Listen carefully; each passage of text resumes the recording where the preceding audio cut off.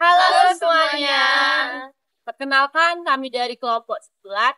Di sini kami akan menampilkan video survei studi lapangan kami Bank Sampah Anyelir. Selamat menyaksikan.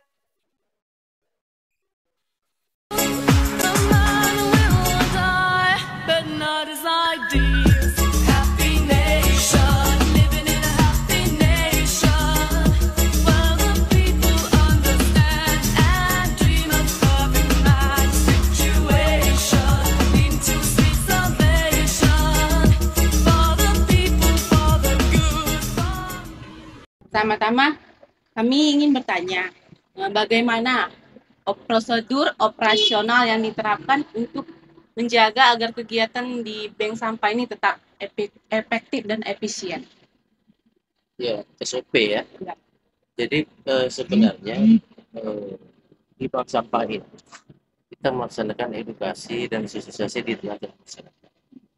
Dalam hal pengurangan dan pengelolaan sampah, kita selalu memberikan motivasi dan himbauan agar masyarakat juga ikut serta di dalam menjaga lingkungan.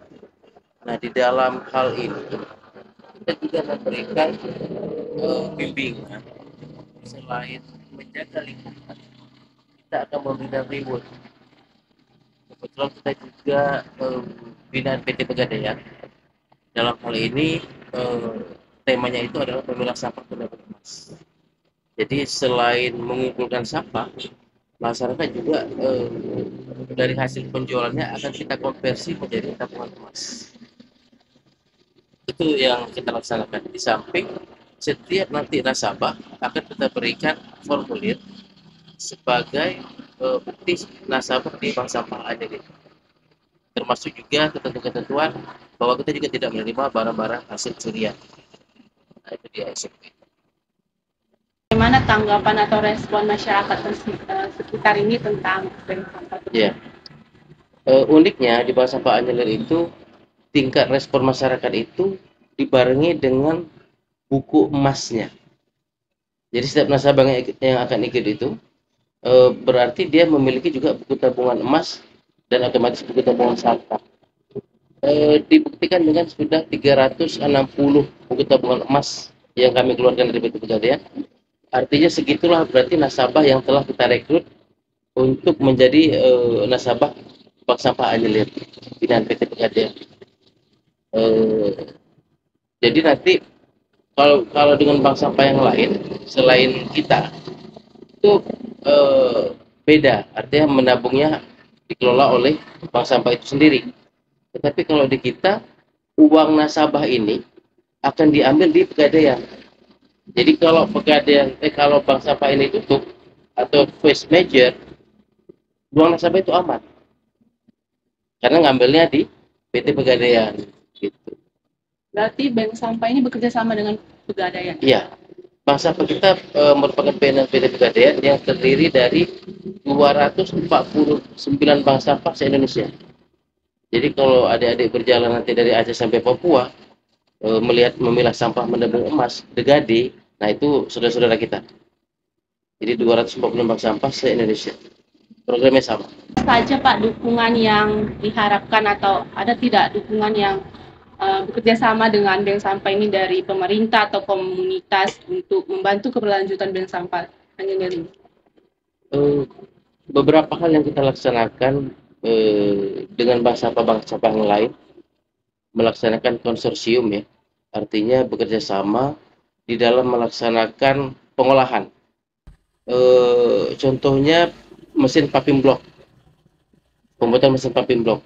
Jadi mesin pumping block ini bahannya adalah plastik-plastik yang tidak laku atau multi layer. Jadi kawan-kawan mengumpulkan plastik-plastik multi layer di setiap bank sampah. Maka kita yang mempunyai mesin dari Dinas Lingkungan Hidup mengolahnya. Setiap bank sampah itu memiliki berbagai macam bantuan. Kalau Anjelir itu masih pakai blok. Kalau bank sampah lain ada yang pembuatan pecacahan plastik. Maka kami juga akan memberikan bahan kami ke bank sampah yang mempunyai cacahan plastik. Baik Pak, kami ingin tahu bagaimana proses pengumpulan sampah dilakukan hingga sampai ke tahap tempat bank sampah Anjelir ini. Ya. Awal mula kita laksanakan sosialisasi dulu ya, edukasi ke masyarakat. Apa itu bank sampah, apa itu sampah bernilai atau tidak. Awalnya itu dulu nih kita laksanakan. Setelah itu masyarakat akan mengumpulkan sampahnya dan akan kita schedule di setiap hari apa nih kita jemput. Setelah kita jemput, kita timbang di bank sampah. Kita tidak pernah melakukan penimbangan di lokasi. Karena pertama mengingat waktu juga, kemudian nanti pasti akan tidak tercover untuk keseluruhan wilayah penjemputan. Jadi setelah kita bawa ke bank sampah, nasabah juga datang ke bank sampah melihat proses penimbangan. Setelah ditimbang, akan keluar hasil nilai penjualan. Nanti akan kita buat di buku tabungan sampah namanya.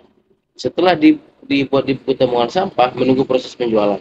Setelah proses penjualan, uang di tabungan sampah tadi kita pindahkan ke buku tabungan emas.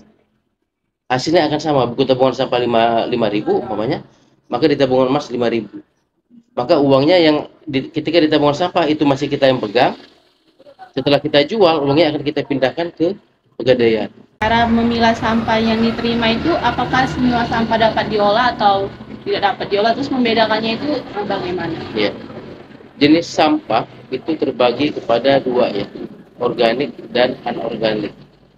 Kalau anorganik itu biasanya kita ambil adalah yang kering-kering seperti koran bekas, kalender bekas, kaca pecah, ember pecah, buku, besi, semua yang bisa didaur ulang. Itu memang kalau di pasaran itu tidak mempunyai masalah dalam hal penjualannya.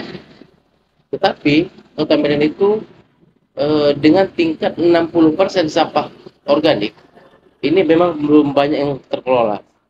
Tapi di Bank Sampah Anjelir kita sudah mulai membuat pupuk kompos, juga POC, kemudian juga maggot.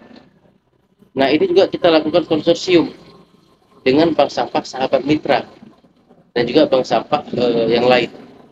Jadi tetap pekerjaannya akan sinergi dengan bank sampah lain sehingga kita saling mendukung. Jadi tidak ada yang berjalan sendiri. Kenapa demikian? Wilayah cakupan Kota Medan itu cukup besar. Kalau kita sendiri yang melaksanakannya, maka itu tidak akan pernah bisa teratasi. Tetapi kalau kita bisa melaksanakan secara bersama, maka sinergisitas kegiatan ini akan kelihatan. Lebih kelihatan lagi hasil yang akan dicapai.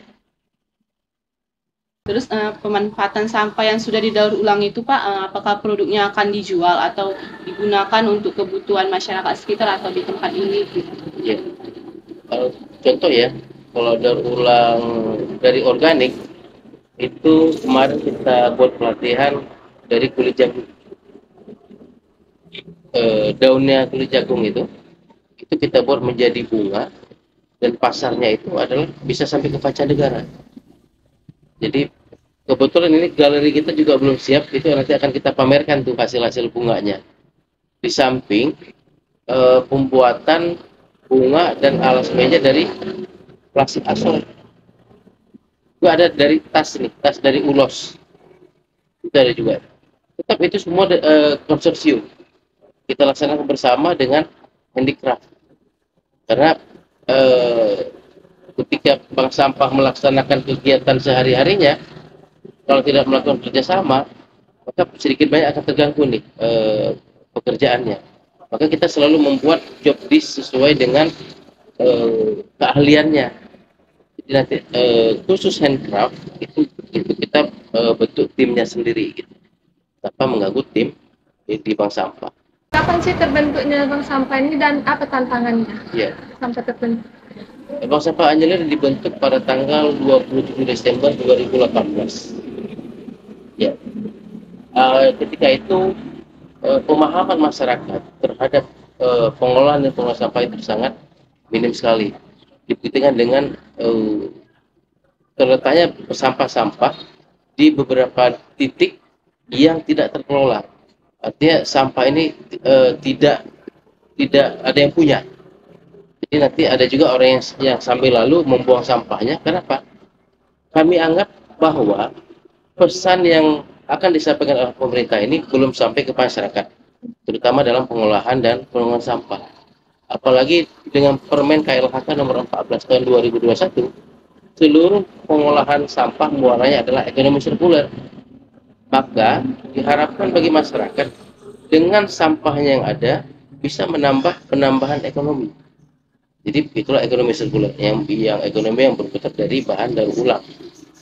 Berangkat dari hal itu, maka kami berinisiatif membentuk bank sampah, tentunya berdasarkan keinginan masyarakat. Jadi masyarakat waktu itu memberikan keinginannya kepada kelurahan agar dibentuk bank sampah di kelurahan tersebut. Gitu. Jadi setelah berdasarkan keinginan ini, maka kami membentuk KSM waktu itu, kelompok swadaya masyarakat. Setelah dibentuk KSM, maka kita bentuklah bank sampah yang notabene nanti akan bisa mengatasi sampah yang ada di lingkungan. Itu awal terbentuknya. Dan tantangannya sebenarnya kita juga tidak mempunyai kemampuan untuk menyentuh seluruh masyarakat. Akan butuh waktu bagaimana masyarakat ini bisa dapat memahami dan ikut serta dalam program ini. Itu tantangan yang sangat jelas gitu. Lokasi ini sendiri juga kita kolaborasi dengan bank sampah sahabat mitra. Awalnya kan kami tidak di sini, kami di Kota Medan. Tapi karena memang kita tidak sanggup lagi untuk menyewa, tetapi nasabah kita tetap ada, akhirnya kita pindah ke Deli Serdang. Nah, kami sendiri sudah mengajukan kepada Pemko untuk pemakaian lahan beberapa titik yang tidak terpakai. Jadi ini sembari menunggu itu deh keputusan dari pemerintah sendiri. Lalu untuk pegawainya bank sampah ini ada berapa orang? Dan sampah yang diterima setiap bulan itu berapa kilo atau pakai ton? Iya. Apa namanya? Struktur bank sampah itu terdiri dari KSB, Ketua Sekretaris Bendahara, kemudian ada tim penjemputan, kemudian kepala gudang dan penimbangan. Gudang itu nanti termasuk ada pemilahan di sini. Jadi sekitar 6 atau 5 biasanya kita buat. Jadi Pak, sampah yang dikelola di bank sampah ini lebih dominan ke sampah organik apa non-organik? Iya, yang kami alami sekarang lebih banyak itu adalah sampah anorganik. Kenapa demikian? Masyarakat itu masih belum bisa mengelola sampah organiknya dengan benar. Mereka beranggapan sampah organik ini juga belum bisa dinilai bagi bank sampah. Karena untuk pengelolaannya sendiri juga kita butuh selain tempat juga butuh bahan yang banyak. Sebagai masyarakat karena ini tidak bisa dinilai, akhirnya mereka tidak mengantarkan bank sampah. Karena untuk proses pengolahan sampah organik ini sendiri juga untuk penjualannya itu masih belum menemukan trik yang bisa menghasilkan nilai ekonominya. Jadi masih dalam tahap proses pengolahan. Kan ada sistem pengumpulan dari anggota ya Pak yang terdaftar. Nah itu ada hari tertentu di setiap minggunya agar mereka bisa mengumpulkan sampah, dan ada nggak hari-hari tertentu juga mereka melakukan kreativitas tangan dalam 1 bulan atau per minggu? Ya. Pengumpulan sampah di nasabah itu kita lakukan sebulan, ada yang sebulan sekali, ada yang sebulan 2 kali. Kalau sekolah itu setiap minggu, jadi 4 kali kalau sekolah. Jadi kemudian kalau perwiritan, ibu perwiritan itu sebulan sekali, setiap tanggal 15, terutama ibu-ibu PKMT juga. PKMT itu ibu-ibu pengajian ya.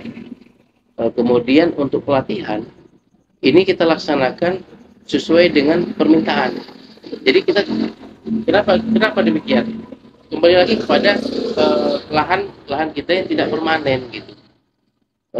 Seperti inilah. Ini nanti kalau udah masuk barang udah penuh nih. Kebetulan gudang juga kecil di Sudut itu. Nanti kita lihat gudangnya. Jadi kalau untuk pelatihan itu juga membutuhkan tempat yang nyaman bagi ibu-ibu itu. Jadi kita selalu membuatnya event. Jadi tidak rutinitas. Contohnya kemarin kita baru melaksanakan event di 3 titik wilayah di Binjai. Ada Binjai Utara, Binjai Selatan, Binjai Timur. Kemudian juga satu di Kota Maksum. Selain Kota Maksum kemarin di Deli Serdang ada juga. Jadi dia berbentuknya event. Jadi tapi tetap dalam pantauan. Gitu. Hasilnya itu kita juga ambil dan bantu jual. Tapi memang ya setelah melewati quality control gitu ya. Jadi tidak dilaksanakan secara rutinitas. Alasan mengambil topik pengelolaan sampah di bank sampah Anyelir sebagai topik sangat penting karena beberapa alasan. Yang pertama, bank sampah membantu mengurangi jumlah limbah yang dihasilkan oleh masyarakat dengan cara memisahkan dan mengolah sampah secara efektif. Ini membantu menjaga kebersihan lingkungan dan mengurangi pencemaran. Yang kedua, bank sampah memberikan peluang ekonomi bagi masyarakat, di mana mereka bisa menjual sampah yang sudah dipilah dan mendapatkan penghasilan tambahan. Selain itu, program ini juga mendorong partisipasi aktif masyarakat dalam pengelolaan sampah serta meningkatkan kesadaran masyarakat tentang pentingnya daur ulang dan pengelolaan sampah yang baik. Untuk itu, topik ini penting untuk dibahas dalam konteks pembangunan berkelanjutan dikarenakan berhubungan langsung dengan lingkungan, ekonomi, dan pendidikan masyarakat. Sustainable Development Goals atau SDGs, khususnya SDGs nomor 12 tentang konsumsi dan produksi yang bertanggung jawab, sangat terkait dengan pengelolaan sampah.